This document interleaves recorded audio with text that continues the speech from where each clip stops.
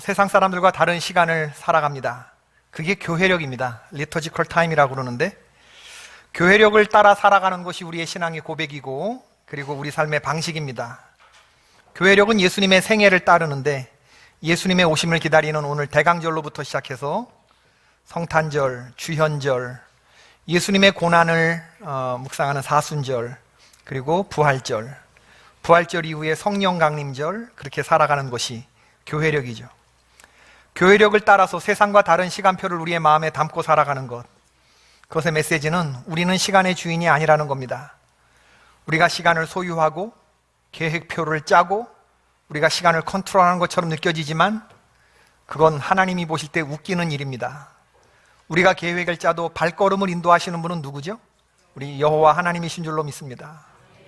하늘에 계신 하나님이 비웃으시게 만드는 가장 확실한 방법은, 하나님, 올해 제 계획은요? 이러면서 이제 우리의 시간을 말씀드리는 것이, 어찌하여 열방이 분노하며 민족들이 허사를 경영한, 허사라는 건 쓸데없는 일을 계획한다, 그 얘기입니다. 하늘에 계신 이가 웃으시며 주께서 저를 비웃으시리로다. 시편 2편 1절로 4절이죠. 여러 해 쓸 물건을 많이 버려들여 창고를 짓고 평안히 쉬고 먹고 마시고 즐거워하자 하는 부자를 향해서 누가복음 12장 20절 이하에 하나님이 뭐라고 말씀하시느냐 하면, 어리석은 자야, 오늘 밤에 내 영혼을 도로 찾으리니 그러면 네 예비한 것이 누구의 것이 되겠느냐 하셨으니, 자기를 위하여 재물을 쌓아두고 하나님께 대하여 부여하지 못한 자가 이와 같으리라 하셨습니다. 세상은 흥청거리고 살아갈 12월이지만 망년에 송년회 하면서 정신없이 분주하고 흐트러지기 쉬운 계절이지만 우리 크리스찬들은 조용히 기다리면서 한 해를 시작합니다. 기다림 없는 경축일은 없습니다. 성탄절 전에 대강절이 있고 부활절 전에 사순절이 있습니다. 기다림은 선물입니다. 기다리는 사람은 입장에서 아무것도 안 하지만 서프라이즈가 이루어지는 거예요. 뭔가 엄청난 서프라이즈, 엄청난 분이, 엄청난 나라가, 엄청난 역사가 기다리는 우리에게 점점 매일 가까이 다가오는 줄로 믿습니다. 그게 기다림입니다. 그래서 기다림은 선물이죠. 북미 성공의 사제 가운데 T.C. 해리슨 워런이라는 분이 계시는데, 이분은 여성 사제고 두 아이의 엄마고 한 남자의 아내죠. 이분이 목회를 하시면서 깨달은 내용을 오늘이라는 예배라는 제목으로 엮어내셨는데, 올해 5월 달에 이 책이 나왔어요. 이분이 사순절을 앞두고 나서 아침에 일어나면서 자기가 침대 정리를 하지 않고 나왔다는 걸 깨달으셔요. 아주 새로운 깨달음이었는데, 오늘 여러분 아침에 일어나셔서 내가 자고 일어난 침대에 침대보와 이불을 깨끗하게 정리하고 나오신 분 한번 손 들어 보십시오. 얼마 안 되네요. 이분이 아침에 그대로 나갔던 침대가 저녁까지 그 상태로 있는 것을 보고 깨달아요. 요즘같이 추울 때 아침에 침대를 정리하면 되는데 눈을 뜨면 그 포근함이 좋아서 출근하기 전까지 거기 그대로 있는 거예요. 왜냐하면 눈을 떴어요. 그럼 오늘 하루에 업무가 있잖아요. 내가 오늘 성공의 사제로, 목사로 살아가야 되고, 아내로 살아가야 되고, 아이의 도시락을 챙겨주는 엄마로 살아가야 되는데, 모든 직함과 사역이 딸린 그 직무로 들어가기에 앞서서 이게 너무 여기가 있고 싶은 거지. 그리고 머리맡에서 스마트폰이 있어요. 그래서 빠르게 이메일과 메시지를 검색하고 트위터와 페이스북을 확인하고 좋아요를 누르고 간밤에 새로 들어온 세계의 뉴스들을 검색하고, 이걸 가리켜서 이 T.C. 해리슨 워런이라는 분이 자기의 스마트폰 예배가 아침마다 시작된다. 스마트폰 예배. 눈을 뜨면서 하나님이 묵상되는 게 아니고 세상이 묵상되고 세상의 메시지를 검색하고 그걸 각인시킨다. 이런 삶을 반성하고 이분이 한 가지 실천을 하는 게 뭐냐면 침대 정리를 생각하는 겁니다. 아침에 일어나서 침대를 정리하는데 그 수준이 어느 정도 수준이냐면 5성급 호텔 가보셨죠? 최고 좋은 호텔. 딱 들어갔을 때 스위트룸에 딱 들어가면 무슨 생각이 듭니까? 이 방을 누가 한 번도 쓰지 않았구나. 화장실에서 모든 비품들이 다 나를 위해서 준비되어 있구나. 보시기에 힘이 좋았더라. 그렇게 되잖아요. 처음에 딱 5성급 호텔 좋은데 딱 들어가면 느낄 때 확 느껴지는 이 손님을 환대하는 그런 방 수준으로 만드는 거예요. 오래된 이불의 부드러운 감촉을 손끝으로 느끼고 구겨진 시트를 잡아당겨 빳빳하게 정리하며 맨발로 딱딱한 마룻바닥을 느낀다. 창조 기사를 보면 하나님은 케이아스로 들어오셔서 코스모스를 만들어내신다. 혼란한 세상의 질서가 잡히기 시작한다. 이런 행위를 하면서 이 티시 목사님이 성경의 구절을 나지막히 읊조리세요. 창세기 1장과 1절 2절이죠. 청소하면서 태초에 하나님이 천지를 창조하시니라. 땅이 혼돈하고 공허하며 흑암이 깊음 위에 있고 하나님의 영은 수면 위에 운행하시니라.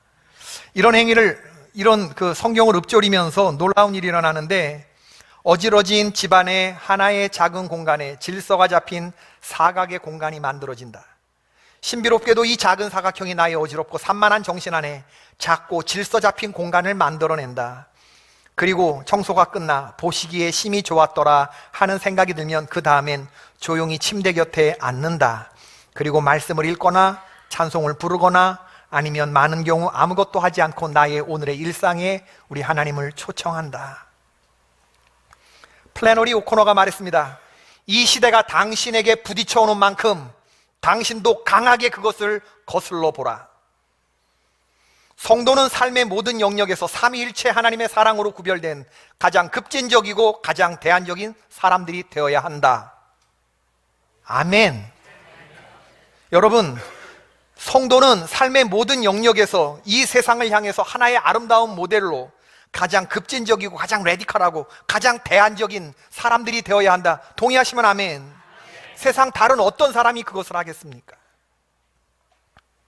티시 해리슨 목사님이 매일 침대 정리를 하고 조용한 방에 앉아서 하루하루 이 사순절 예식이 이제는 완전히 자기에게 자리 잡힌 일상의 예배가 되었대요.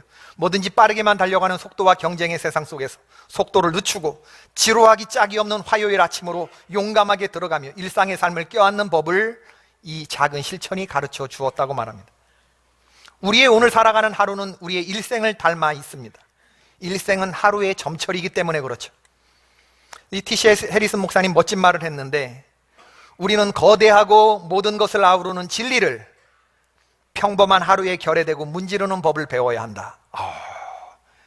뭐라고 그랬다고요? 네. 저만 감동한 거예요. 저만 감동했어요.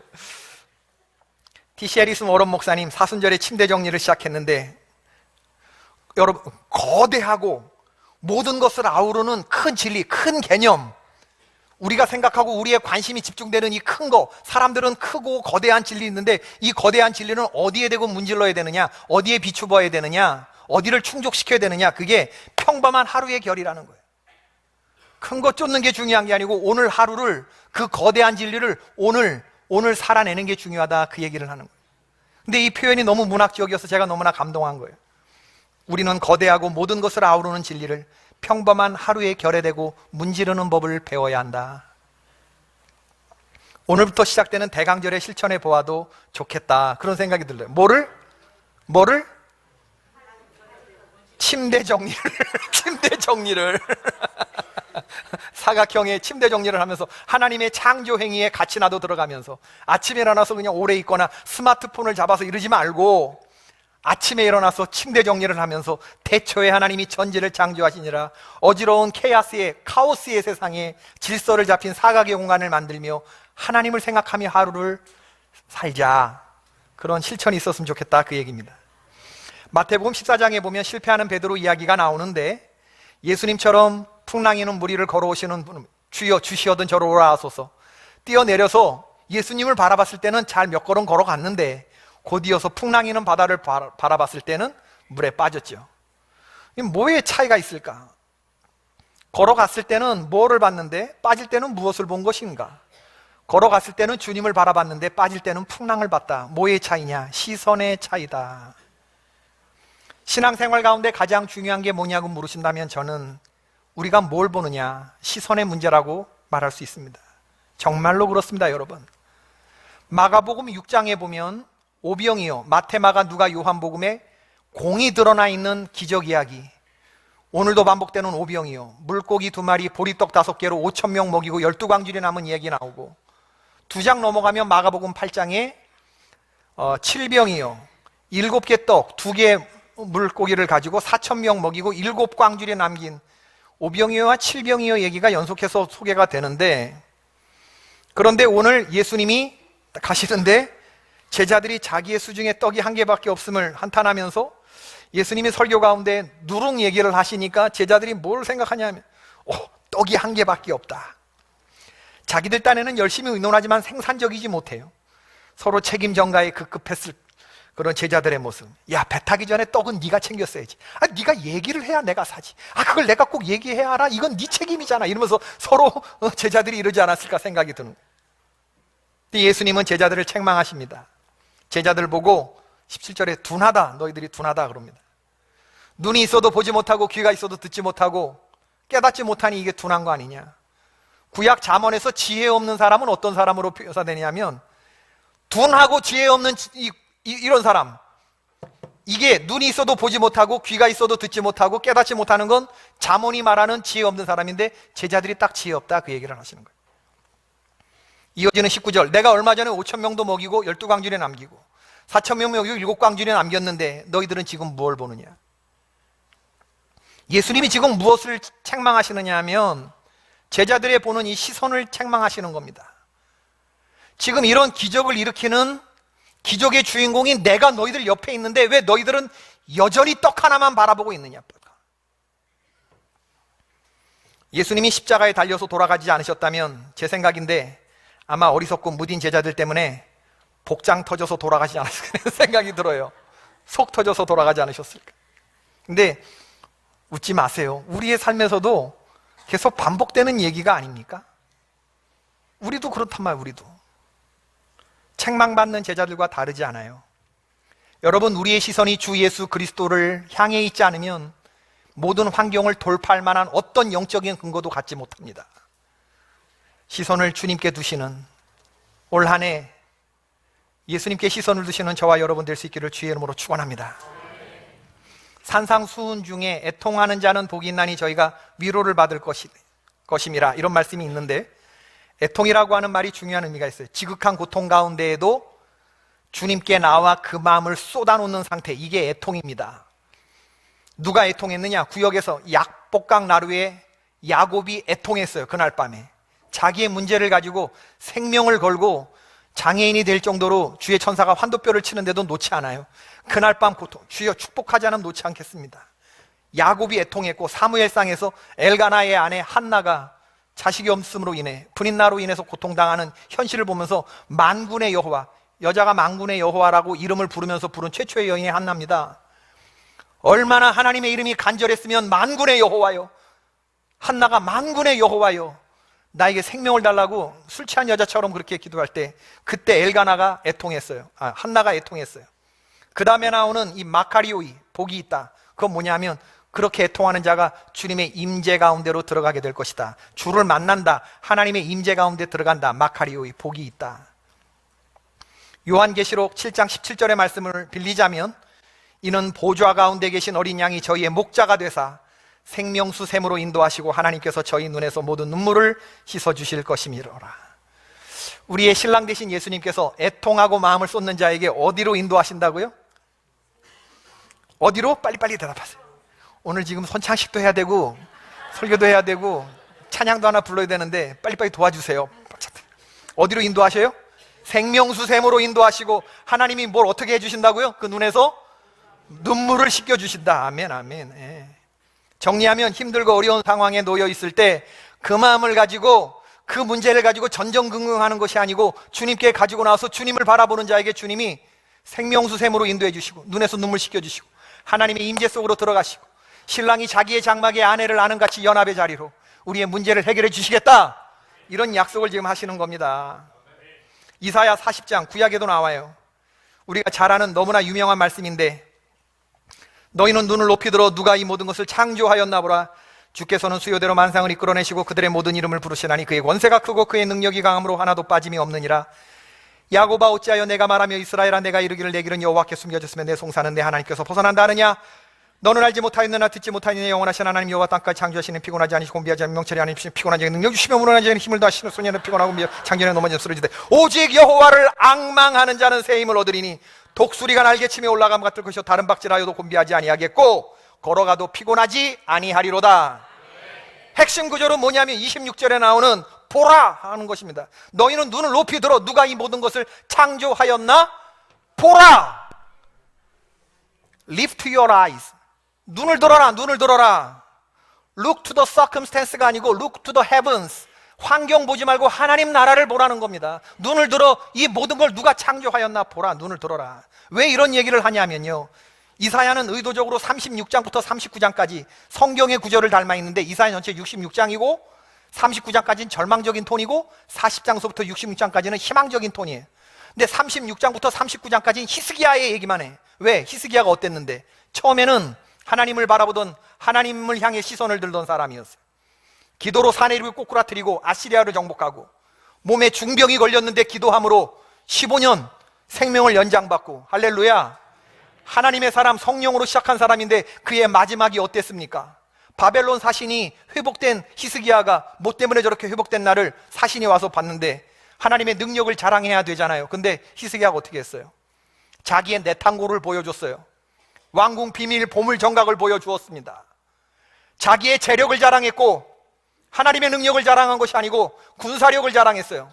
그랬더니 기도를 잃어버린 삶, 시선을 하나님께서 잃어버린 그 사람에 대해서 바벨론 사실들이 그거 다 봤잖아요. 그러니까 그대로 바벨론이 스파이들이 다 보고 유다 침공의 전략을 짜게 되었고 실제로 유다는 그들에게 무너지고 말아요. 더 큰 문제는 뭐냐면 히스기야가 이사야 선지자를 통해서 하나님의 책망의 말씀을 듣게 되는데 그때라도 깨닫으면 늦지 않았는데 이걸 깨닫지 못했다는 거예요. 시선 처리에 실패했다는 겁니다, 여러분. 너무나 무서운 말을 이사야 선지자를 통해서 듣게 되는데 주님을 향해서 시선을 들지 못한 것에 대해서 주님이 경고의 메시지를 분명히 주시거든요. 우리가 정신 차려야 되는 때가 있습니다, 여러분. 하나님의 심판과 경고는 어느 날 갑자기 오는 게 아니고 몇 번의 경고가 있어. 경고가.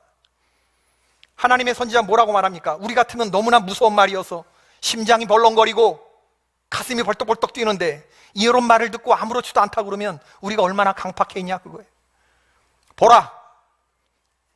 보라, 이거는 이사야가 히스기야에게 하는 말이에요. 봐라, 이 얘기예요. 날이 이르리니 네 집에 있는 모든 소유와 너의 조상들이 오늘까지 쌓아둔 것이 모두 바벨론으로 옮긴 바 되게 될 것이다. 네가 보여준 그 모든 재물이 다 그걸 본 사람에게로 갈 것이다. 남을 것이 없으리라. 여호와의 말이니라. 또 내게서 태어날 자손 중에서 몇이 사로잡혀 바벨론 왕국의 환관이 되리라 하셨나이다. 여러분, 우리가 이런 얘기를 들으면 우리의 자손 중에 몇 명이 잡혀가고 말이야. 바벨론 왕궁에 뭐가 된다고요? 내시가 된대. 내시가, 너의 자녀가, 너의 몸에서 나온 자녀가 이방인 나라의 내시가 된다. 이런 말을 들으면 우리 같은 바짝바짝 엎드리고 잘못했다고 할 것 같은데 히스기야 뭐라 말해? 히스기야가 이사야에게 이르되 이른바 여호와의 말씀이 좋소이다 하고 또 이르되 내 생전에는 평안과 견고함이 있으리로다 하니라. 이게 무슨 말? 오케이, 될 대로 되라 하십시오. 까짓거 이 나라 내 생전에만 평안하다면 나중에 망한들 그게 무슨 대수겠습니까? 이사야 39장 8절에 구약학자 오스왈드가 말하기를 하나님께 신실하고 백성들을 위하여 중보하던 히스기야의 태도는 간대없고 교만하고 완악하며 극단적인 이기적인 사람 히스기야만 남았다라고 말합니다.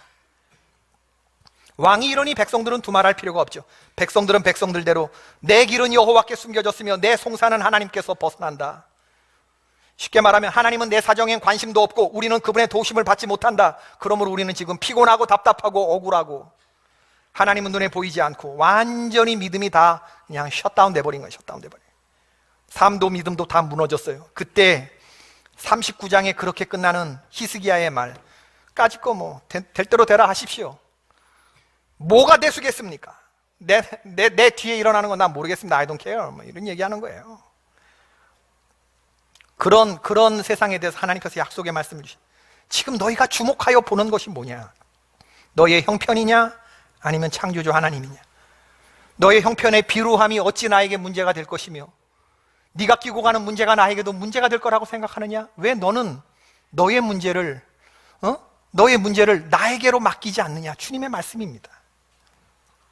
오병이어의 기적을 체험한 후에도 제자들이 떡이 하나밖에 없음을 근심한 예수님이 책망하신 내용과 내용적으로 똑같아요. 지금 너희가 보는 것은 떡 하나뿐이구나. 지금 너희 곁에 물고기 2마리와 떡 5개로 5,000명을 먹였던 내가 보이지 않느냐? 아니 얼마나 지났다고 아직 기억도 하지 못하는 것이냐? 여러분, 시선을 바로 두시는 저와 여러분이 되시기를 바랍니다. 올 한 해 예수님만 바라보는 저와 여러분 되길 바라요. 환경 보면 답 안 나옵니다, 여러분. 주님을 볼 때 답이 나오는 줄로 믿습니다. 올바른 시선 처리에 의해 누구냐? 저는 주님께 시선을 맞추려고 노력하시는 두 분을 이제부터 말씀드리고자 하는데, 한 분은 그저께 다녀갔고 한 분은 어저께 다녀갔습니다. 그저께 캄보디아 김재한 선교사님 다녀갔고 어제는 지속조 목사님이 우리 교회를 다녀갔습니다. 전 지금 두 분 얘기를 하려고 그래요. 지난 금요일 심야 기도회 그저께 캄보디아 선교사 김재한 선교사님 모셔서 은혜로운 말씀을 주셨는데, 듣지 못하신 분들은 교회 웹페이지에 들어가셔서 외래 강사 설교를 클릭하시고 꼭 들어보시기를 바랍니다. 내년에 아시안 유스 캠프를 호스트하시는 분인데, 선교사님이 어떤 사역을 하시고 아시안 유스 캠프가 어떤 건지 자세히 말씀을 하셨어요. 목사님은 캄보디아에서 현지 아이들 9살짜리부터 있대요. 학생들, 청년들, 그리고 미혼모들 수십 명은 공동체 생활을 하시는데, 공동체 생활이라는 게 뭐냐면 니꺼 내꺼 없이 다 같이 같은 거 먹고 같은 거 살고 하는 거예요. 같이 가족처럼 이 현지 아이들과. 그러니 그게 얼마나 어려운 삶이고 얼마나 프라이빗한 삶이 보장되지 않지 않습니까? 개인의 사생활이라는 건 없는 거예요. 그냥 다 같이 오픈하고 사는 거고, 선교사가 예수님 같은 모습을 보여줘야 애들이 변화되는 그런 삶을 사는데, 야, 이 선교사님 애들을 뜨겁게 사랑하고 어떤 때는 불같이 맞서면서 살아가는데, 이 아이들 처음에는 종치면서 매일 아침 9시에 예배를 드는데 지금은 종을 안 쳐도 아이들이 9시에 밤 9시에 예배 드리러 온대요. 그 바쁜 시간에 다 핸드폰 이렇게 봐야 되는 시간에 다 온대요. 캄보디아 어린이들이 자기가 오라고 하면 달려와서 자기의 무릎에 앉고 사진 찍자고 하면 같이 찍는, 여기까지 5년 걸렸대요. 김재한 선교사님은 저하고 신학교 동기 동창입니다. 같은 해에 들어갔고 나이도 같은데, 신학교 졸업하고 1990년 이후로 저 그저께 처음 봤습니다. 그리고 학교 다닐 때도 그렇게 친하지 않았습니다. 별로 얘기를 안 한 그런 친구들이 있잖아요. 반이 A반, B반 이렇게 나뉘어져 가지고 다른 반이었고 저하고 친하지도 않았고 어색해요. 근데 이제 그저께 만나게 되는 약속을 하고 말씀 전에 이제 저녁 식사도 대접하고 그러는 자리에 오라는데, 여러분 아무리 친한 친구라도 이렇게 둘이 이렇게 굉장히 뻘쭘합니다, 여러분. 외국인보다 같이 있는 게 더 힘들어요. 차라리 외국인 있는 게 더 낫지. 그래서 제가 김신호 목사님 오라고 그래서 셋이 같이 만나고 그랬는데, 그리고 같이 얘기를 나누면서 왜 하나님이 김신호 목사를 통해서 김재한 선교사님의 기도 제목을 저에게 알게 해주셨고, 왜 하나님이 11월 부흥회 때 제 마음을 감동 주셨는지를 알게 되겠더라고. 조금 목사님 말씀하시는 게, 선교사님이 자기 같이 사는 아이 중에 하나가 속 썩이는 애가 있었는데, 속으로 쟤는 좀 우리 센터에서 나갔으면 좋겠다 그렇게 생각하는 애가 있었대요. 스마트폰 하나가 없어졌는데 다 걔를 지목하는 아주 놀라운 일이 있었대요. 얘가 짧은 치마 입고 리즈 바르고 막 남자애 만나고 다니고 전체 분위기 흐르고, 쟤 나갔으면 좋겠다 그랬는데, 스마트폰 하나 없어진 걸 모든 식구들이 다 제가 가져갔을 거라고, 그 따가운 시선이 있어서 나가겠대. 그래서 속으로 잘 됐다 싶어서 걔가 나갔대. 그런데 나가고 난 다음에 예수님이 말씀하시더래요. 그래, 걔 나가고 나니까 속이 시원하냐? 그렇게 하나님이 물으시더래요. 시원하지 않더래. 시원하지 않더래. 그 아이가 이제 센터를 하수구와 역류해서 시궁창 냄새가 나서 다른 곳으로 옮겼는데, 그 옮긴 센터로 놀러 왔는데, 센터를 나가고 나서 집으로 돌아간 그 아이가 그 집으로 돌아간 순간 예수님하고 끝난 관계가 되는 거예요. 불교 나라에서 예수님 온전히 믿을 기회를 완전히 잃어버렸는데, 그러면 누가 그 예수님을 못 만나게 내쫓았느냐? 자기들은 자기. 그래서 자기가 이 일을 너무 예수 믿을 기회가 없어지게 내쫓은 것에 대해서 아내하고 둘이 얘기를 나누었대. 여보, 앞으로 우리 무슨 일이 있어도 너 집에 가, 이런 말 하지 말도록 하십시다. 여기를 떠나면 예수님을 떠나는 것이고 우리가 예수님 못 믿게 하는 거야. 그러니까 앞으로 우린 절대 그런 말 하지 말고, 여기가 너네 집이니까 우리랑 같이 살아, 이 얘기만 합시다. 여기는 규율도 없고 규칙도 없어. 여러분, 우리가 아들이 있지만 말 안 들으면 소리도 지르고 욕도 하고 그러지만 너 나가, 이렇게는 말하지 않지 않느냐. 아이가 돈 달라 할 때 없어서 못 주지, 있는데 안 주냐. 그러면서 자기는 앞으로 아무리 자기를 속삭이는 현지인도 너 나가, 이렇게 얘기하지 않을 거래요. 사모님하고 그렇게 약속을 했대요. 그래서 제가, 김선교사는 언제까지 캄보디아에서 사역할 거야? 20년 동안 목회를 잘했거든요. 마지막 사역 중에 부목사 있었는데, 우리 원로 목사님 계시던 서울연의 대신교회에서 부목사를 하다가 캄보디아를 나갔어요. 제가 물었더니 우리 선교부장 장로님이 선교사님은 이삿짐은 풀어놓고 사역하십니까? 이렇게 웃으면서 농담처럼 물으죠. 제가 언제 그런 설교를 했어요. 이삿짐을 안 풀고 선교하는 선교사가 있고 도망갈 궁리하면서 하는 선교사, 가짜 선교사 있고 이삿짐 풀어놓고 제대로 그냥 하는 선교사 있다, 이런 얘기를 하셨는데 장로님이 그 말씀을 기억하시고 선교사님은 이삿짐을 풀어놓고 사역하시나요? 하고 농담처럼 건넸는데 이게 무슨 말인지 못 알아듣더라고 처음엔. 그런데 제가 설명을 하니까 알아듣더니 그 다음에 하는 말이 뭐냐면 이삿짐은 풀어놨는데 매일 짐 싸는 마음으로 사역한대. 너무 솔직한 대답이잖아요. 이삿짐 풀어놓고 사역하는 것 같은데 매일 짐 싼대. 왜냐하면 캄보디아 선교지가 자기의 로또 같대요. 로또. 안 맞아도 너무 안 맞아. 선교지가 로또 같대. 로또. 안 맞아도 너무 안 맞는데 복권 같고, 한국에만 나오면 안 아픈데 선교지만 들어가면 온몸이 아프고, 이게 물 때문인지 기후 때문인지 이빨 6개가 다 나가고 지금도 잇몸이 녹아내리고 왜 그런지 모르겠대. 손엔 류마티스. 한국에 있을 때 몰랐는데 이게 선교제 가면 나오고. 우리하고 저녁 먹을 때는 자기는 매일 짐 싸는 마음으로 사역한다 그러고, 그러더니 저녁에 성도들하고 이제 9시에 말씀을 나눌 때 요한복음 17장을 본문으로 택하면서 예수님 십자가에 달려 돌아가실 때 마지막 기도문을 본문으로 정하고, 그리고 자기의 마지막 기도 제목이 뭐라고 그래요? 내가 이들 가운데 좀 더 깊이 녹아지고 저들 안에 깊이 거하게 하소서 하는 마음으로 자기가 기도한대. 말씀 제목은 저도 그들 안에 있도록 하겠습니다. 그러니 제가 얼마나 부끄러워요. 저도 그들 안에 있도록 하겠습니다. 일상은 힘든데, 매일 떠나고 싶은데, 그럼에도 불구하고 주님이, 하늘 보좌를 버리시고 이 땅에 오신 주님이 아무리 얘기해도 못 알아듣는, 주여 저들이 무슨 일을 하는지 알지 못합니다. 십자가에 못 박혀 죽어가시는 상황 속에서도 미워하는 게 아니라 이 사람들은 모르니까 그럴 수 있다고 쓴 마음을 하나도 갖지 않고 가신 그 예수님처럼 자기는 안 되지만 그거 따라가겠다는 거예요. 저도 그들 안에 있도록 하겠습니다. 너무나 예수님 닮은 시선처리잖아요. 사도행전 18장 9절부터 10절에 바울이 고린도 전도가 너무 힘들어서 대적들의 비방과 박해가 싫어서 옷을 떨면서 내 당장 이 동네를 떠나서 다른 이방인에게로 가리라. 그때 그날 밤에 주께서 환상 가운데 보여주시며 바울아 두려워 말고 외쳐라. 이 성 가운데 내 백성이 많다. 그러니까 짐 쌌던 거 다시 풀고 거기서 더 몇 년을 머물면서 하나님의 말씀을 전하는. 내년도 유스캠프가 7월 2일부터 시작하는데 베트남, 필리핀, 한국, 네팔의 리더들이 모여서 7월부터 하는 회의에 6월 달부터 리더들은 기도 용사들을 보내달라. 한 달 전부터 우리 센터에서 같이 기도로 중보하며 기도하겠대. 필요한 것들이 채워지게 하옵소서. 이번 유스캠프를 통해서 젊은이들이 변화되고 각 나라의 청년 리더들이 세워지게 하옵소서. 자기가 기도하겠대요. 저도 마음이 뜨거워지면서 많이 준비하고 가야 되겠다. 너 이번에 여기 왜 나왔니? 그랬더니 선교비가 떨어져서 지금까지 그런 적 없었는데 교회들에 부탁해 보려고. 미국에서 오는 큰 500불짜리가 3개가 끊어졌대요. 그래서 한 구자에 10만 원짜리들을 이렇게 좀 부탁해 볼까. 5년 만에 처음이래, 그런 일이. 그래서 오늘 지금도 어느 교회에서 설교를 하게 되어 있고 오후에도 어느 교회 가서 선교 보고를 하면서 한 달에 10만 원짜리를 어떻게 좀 몇 개 건져보려고 나왔다는 거예요. 제가 그랬습니다. 개포교회를 믿고 평안히 가라. 밤 12시 반에 카톡이 왔어요. 이 목사님 위로해줘서 고마워요. 편안한 마음으로 선교지 돌아갈 수 있게 해줘서 고마워. 기도하면서 준비할게. 존댓말과 반말이 섞여있는 뻘쭘함 그대로. 어제 오후에는 우리 교회에서 10년 동안 부목사님으로 사역하던 지석조 목사님이 찾아오셨어요.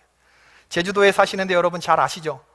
4년 동안 임지가 없으셔서 어려움을 겪고 계신, 아마 많은 분들이 알고 계실 텐데 몸에 지병도 있으시잖아요. 근데 천일염 요법을 하시면서 뱃살도 빠지고 건강도 되찾으셨대요.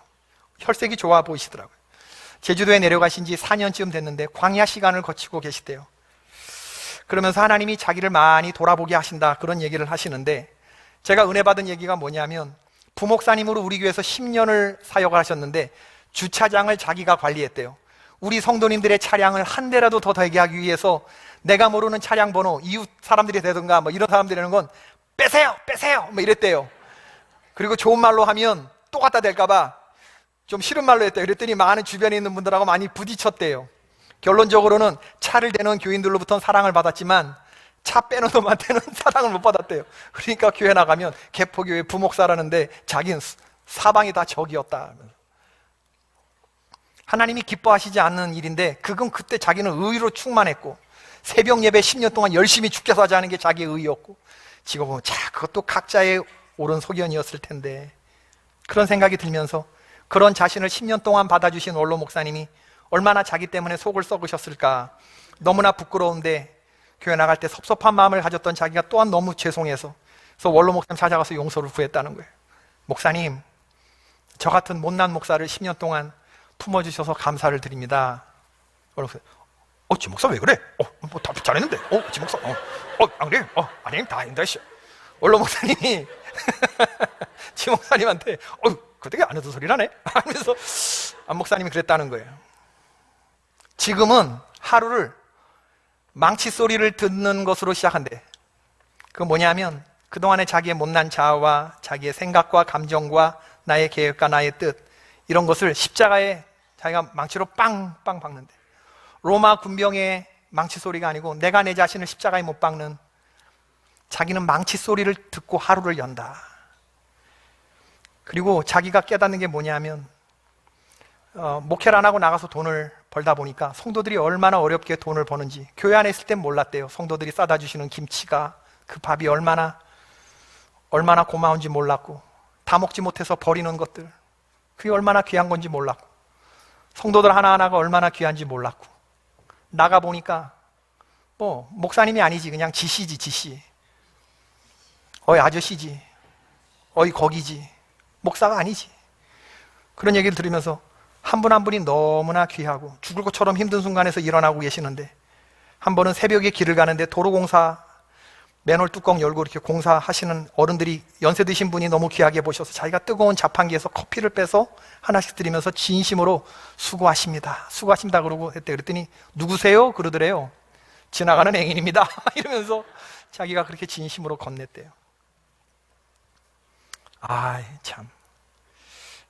그리고 자기가 올라오면 주차 문제 때문에 싸웠던 이웃분들 다 찾아다니면서 용서를 빌 거래요. 서울로 만약에 올라오게 되면. 제가 얘기를 다 듣고 나서 목사님한테 개포교회를 믿고 평안한 마음으로 가라 여러분 우리에게 무엇이 문제입니까? 돈입니까? 건강입니까? 아니면 관계입니까? 우리에게 정말 문제는 뭐냐면 우리의 시선이 영적으로 사팔뜨기가 되어 있다는 게 문제예요. 사시가 되었다는 거예요.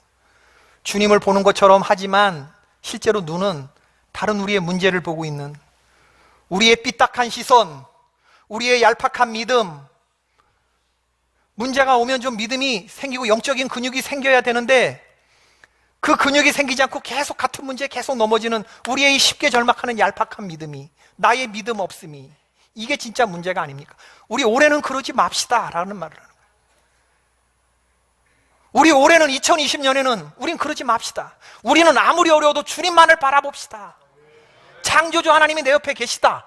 나는 고아가 아니다. 아무리 태산 같은 문제도 그분에게는 티끌 같은 문제가 될 것이다. 주님이 이길 힘을 주실 것이다. 이렇게 믿고 나아가는 올 한 해가 되자는 거예요. 독수리처럼 날아오를 것이다. 주를 모르는 사람들은 곤비하고 실족하며 넘어지고 자빠지는데 하나님을 바라보는 자는 앙망하는 자는 독수리 날개치며 올라갈 것이다. 믿어지시면 아멘 하십시다. 저는 믿습니다. 아멘. 여러분, 믿음은 하나님을 향한 절대 의존입니다. 무화과 나무 잎이 마르고 포도 열매가 없어도 하나님만 계시면 된다라고 하는 것, 절대 이 확신을 땅에 떨구지 않는 저와 여러분 되기를 바라요. 세상살이가 우리를 똑같이 힘들게 할 거예요. 어제와 오늘의 우리의 문제가 다르지 않습니다. 그러나 엉뚱한 데 쳐다보느라 눈이 비틀어진 사실을 교정하는 일을 하십시다. 믿음은 오롯이 주님만을 앙망하는 것입니다. 영적 시선 처리에 성공하는 저와 여러분 되기를 바라고, 어려운 때일수록 더욱 승리의 자리, 주님 앞에 나와서 애통하고 주님의 위로를 경험하시는 저와 여러분이 될 수 있기를 주님의 이름으로 축원합니다. 시간이 좀 갔지만 이 찬송은 불러야 됩니다. 이 시선이라는 찬양인데 여러분 많이 잘 모르시겠지만, 내게로부터 눈을 들어 주를 보기 시작할 때 주님의 일을 보겠네. 내 작은 마음 돌이키사 하늘의 꿈 꾸게 하네. 주님을 볼 때 모든 시선을 주님께 드리고, 이 시선이라는 곡을 한번 좀 불러보십시다. 하나님 아버지의 지극하신 사랑과 성령님의 감화하시고 교통하심이 새로운 한 해 주님께 시선을 두고 주님과 동행하며 살기로 결심하고 흩어지는 주의 귀한 권속들 위해 지금부터 영원까지 함께 하시기를 간절히 축원하옵나이다. 아멘.